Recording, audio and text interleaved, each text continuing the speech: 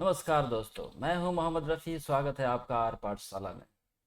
अगर आप 2027 बोर्ड परीक्षा की तैयारी कर रहे हैं तो आज की यह वीडियो आपके लिए बहुत ही महत्वपूर्ण होने वाली है, क्योंकि पिछले कुछ वर्षों से गणित में केस स्टडी क्वेश्चंस लगातार पूछे जा रहे हैं और 2027 बोर्ड परीक्षा में भी इनके आने की पूरी पूरी संभावना है।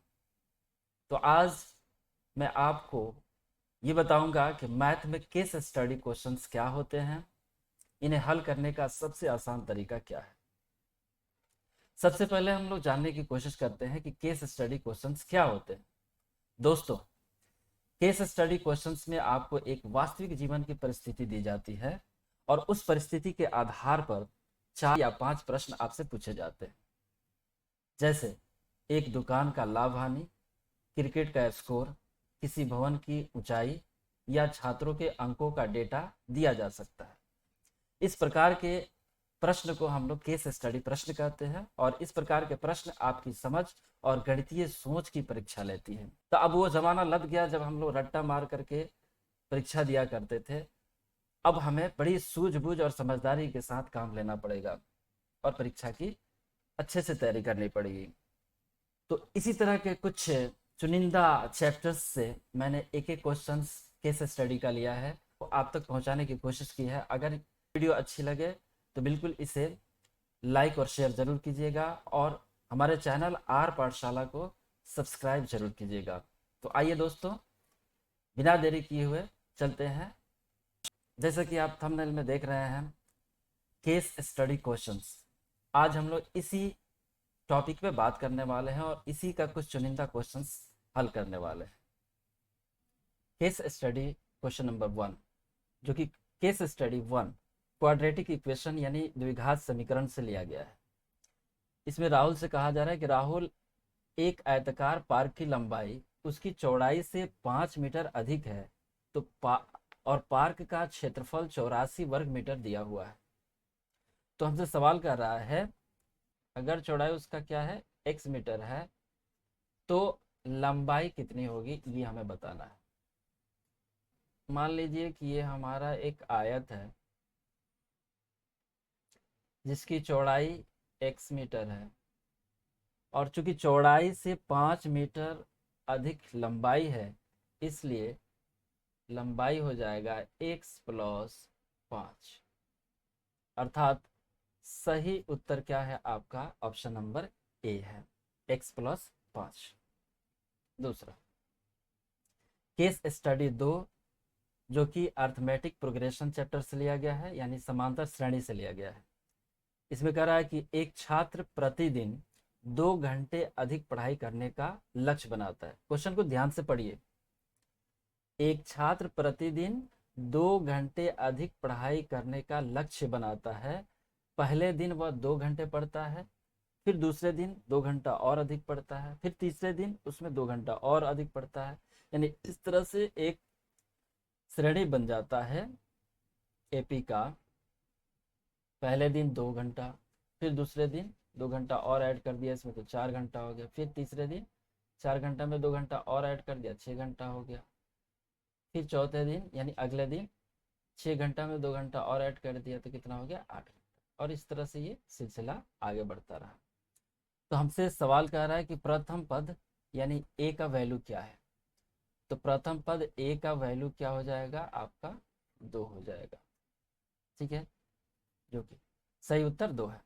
सार्व अंतर डी, सार्व अंतर को डी से हम लोग डिनोट करते हैं और डी का फॉर्मूला आता है A2 - A1, यानी प्रथम पद और दूसरे पद का अंतर।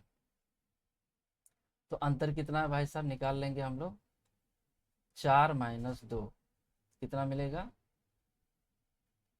2 मिलेगा। तो सार्व अंतर हमारा कितना है, 2। अब कह रहा है कि 10वां पद यानी A10 का वैल्यू कितना है। A10 का वैल्यू कितना है, A10 का वैल्यू हमसे पूछ, यानी कि 10वां पद पूछ रहा है। तो हम जानते हैं कि AN का फॉर्मूला होता है A+N-1 इंटू डी, यानी सार्व अंतर। इसलिए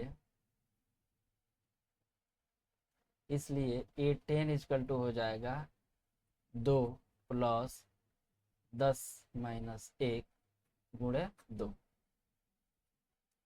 तो 2 प्लस 10 में से 1 जाएगा 9, और 9 को 2 से गुना करेंगे कितना हो जाएगा 18। 18 में 2 जोड़ेंगे तो 20 हो जाएगा, यानी कि हमारा 10वां पद कितना हो जाएगा 20 हो जाएगा। ठीक है, अगला क्वेश्चन केस स्टडी 3 ट्रिग्नोमेट्री यानी त्रिकोणमिति से लिया गया है। इसमें कह रहा है कि एक पेड़ की ऊंचाई ज्ञात करनी है। पेड़ के आधार से 20 मीटर दूर खड़े एक व्यक्ति का उन्नयन कोण 45 डिग्री है। तो प्रश्न हमसे पूछ रहा है कि प्रयुक्त त्रिकोणमितीय अनुपात कौन सा होगा, और दूसरा प्रश्न पूछ रहा है कि पेड़ की ऊंचाई कितनी होगी।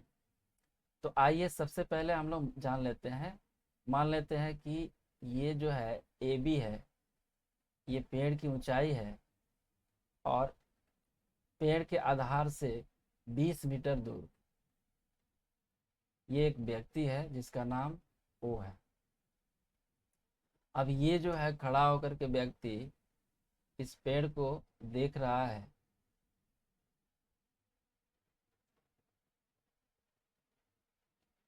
तो उसका उन्नयन कोण कितना हो जाएगा 45। तो ये भी हो जाएगा 45।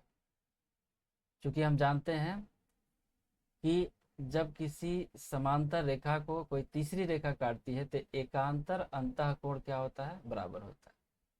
ठीक है, अब इस तरह से एक ये समकोण त्रिभुज बन जाता है OAB। तो इसमें हम लोग पेड़ की ऊंचाई निकालने के लिए त्रिकोणमितीय अनुपात tan थीटा का यूज करेंगे। तो tan थीटा बराबर क्या होता है